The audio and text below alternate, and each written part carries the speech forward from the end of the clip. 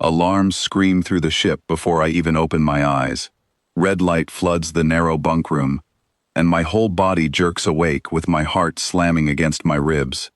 Something huge has just dropped out of hyperspace right beside us, and the proximity sensors are shrieking like they have never shrieked before. I am Daniel, comms officer on the scout ship Wanderlust, and in 11 days of drifting through unknown space with a broken engine, nothing has prepared me for this moment. I stumble onto the bridge barefoot, grabbing the back of a chair to steady myself. Through the front window, filling almost the entire view, sits a fleet unlike anything I have ever seen. 40 ships, black as coal, shaped like twisted cathedrals with spikes running down their hulls. They did not sneak up on us. They dropped out of nowhere, all at once, surrounding our tiny broken vessel, like wolves around a wounded animal. Nora, our pilot, is already strapped into her seat, hands flying across the controls, trying to coax any kind of power out of our damaged thrusters. Her knuckles are white. Behind her, Marcus, our engineer, stares at the screen showing weapon signatures powering up across that massive fleet, one after another, like a string of lights turning on in sequence. Nobody says anything for a moment. There is nothing to say. We have no weapons worth mentioning, no shields that could survive a direct hit, and no working engine to run with. We are, in every practical sense, completely at their mercy.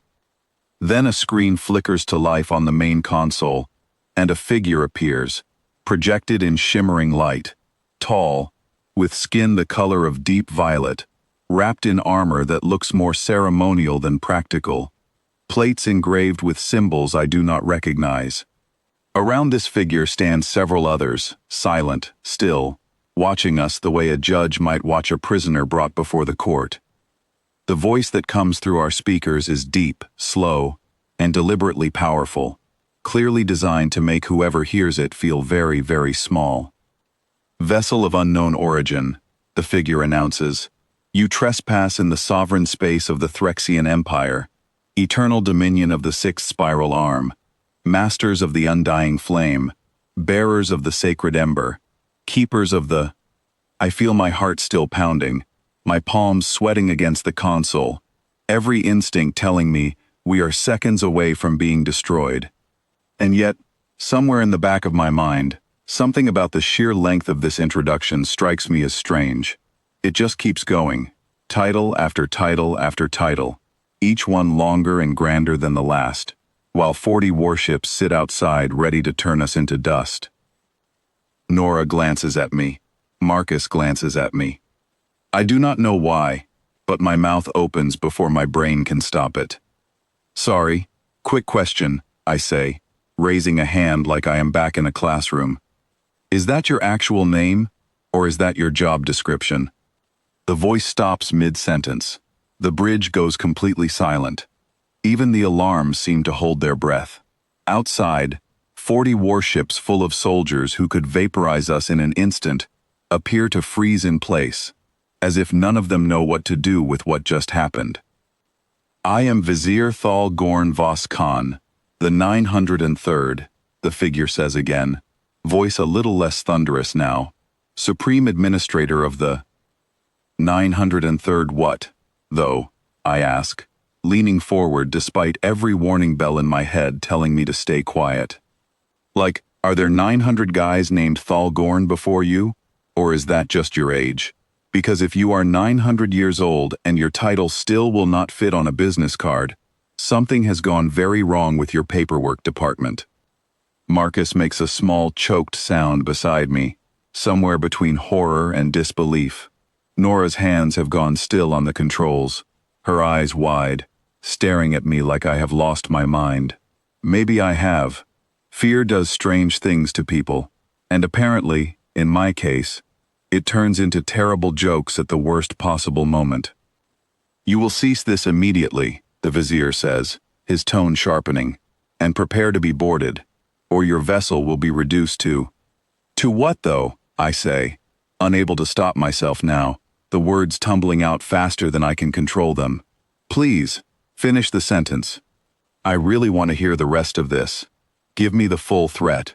Do not hold back on my account. That is when Nora loses it. Not a giggle, not a smile, but a full, gasping, doubled-over laugh that bursts out of her like a bottle, finally uncorked after 11 days of terror and stress.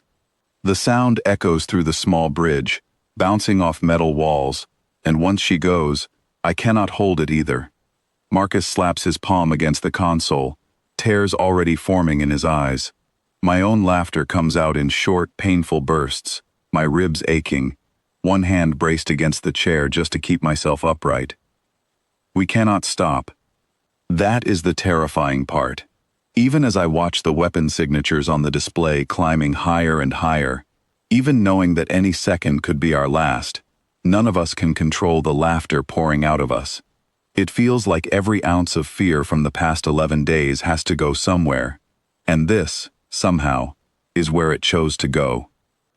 The vizier's mouth opens, then closes, then opens again. His advisors, standing silent and still behind him this entire time, exchange glances with each other, the kind of glances that clearly mean none of them have ever encountered anything like this before. This is not the customary response to Imperial contact protocol, the vizier says slowly, almost to himself. Yeah, no kidding, Marcus wheezes, wiping his eyes with the back of his hand. Dude, do you guys practice these speeches beforehand? Because bearers of the sacred ember sounds like something you would see printed on an energy drink can. The sacred ember is an ancient relic passed down from the first flame kings of our founding era, the vizier says, his voice rising slightly, clearly trying to reclaim some sense of dignity. And now you are explaining the history to us in the middle of threatening to destroy our ship, I say, still catching my breath, still grinning despite the tears in my eyes. That is honestly impressive multitasking, but also, still very funny. I do not know exactly what shifts in that moment. Maybe it is the sheer novelty of the situation, something completely outside anything this ancient empire has ever experienced. Maybe 900 years of unbroken seriousness and formal ceremony finally meets something it simply has no way to process. Whatever it is, I watch the vizier's shoulders drop, just slightly, like a man quietly setting down a heavy ceremonial hat he has worn his entire long life without ever questioning it.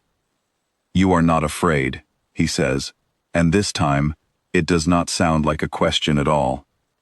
Oh, we are terrified, I tell him honestly, still smiling, my heart still racing even as the laughter fades into something calmer. You have 40 warships out there, and we have a broken thruster, and a coffee machine, that only works if you hit it exactly right. But your introduction really needs some editing. Get yourself a better speechwriter. I am saying this because I care. There is a long pause, the kind of pause that stretches out and makes you wonder if you have just made things much, much worse. Then, impossibly, one of the advisors standing behind the vizier makes a strange sound, short and sharp, completely unfamiliar to our ears. We would later learn that this sound was the closest thing a Threxian throat could produce to genuine laughter, a sound that species had not truly needed in centuries. The vizier turns sharply to look at this advisor, who immediately straightens up, clearly embarrassed by his own reaction. Explain yourself, the vizier demands. I do not know what came over me, Excellency, the advisor replies quickly. Something about the coffee machine. Nora is still catching her breath beside me, occasionally letting out another small laugh she cannot quite hold back. Marcus leans over and whispers to me that we are either about to be destroyed or about to become the strangest diplomatic story in galactic history. Honestly, at this point, either outcome feels possible. The vizier studies us for a long moment, his expression unreadable behind the shimmering projection. Then, slowly, he raises a hand, and one by one, the weapon signatures on our display begin powering down. The 40 warships surrounding us do not move away, but they no longer look quite as ready to strike. Your species displays behavior patterns that do not match any recorded precedent, the vizier says finally, his voice quieter now, more curious than commanding. This will require further study, Happy to help, I say, still smiling, though my legs feel weak with relief. Just maybe workshop that opening speech before you try it on the next species you meet. Not everyone will handle it as well as we did. That day, 11 years ago, changed everything. Vizier Thal Gorn Vos Khan, the 903rd, became, according to Threxian records, the most quoted leader in his empire's long history, not for his conquests or his lineage, but for a single moment broadcast across the galaxy, the moment he turned to his advisors and asked, with genuine confusion in his voice, why the humans were still laughing after 11 full minutes had passed. We were never boarded that day. Instead, we received an invitation to the Galactic Council, a seat at the table few species ever earn, and a new diplomatic rule written directly into treaty language by the Threxians themselves. I still smile every time someone reads it aloud. Human vessels are permitted to interrupt formal imperial address. It is, apparently, tradition. And honestly, 11 years later, floating safely among the stars with allies we never expected to make, I would not change a single word of what I said that day. Sometimes the bravest thing you can do in the face of overwhelming power is simply refuse to be afraid of how seriously it takes itself.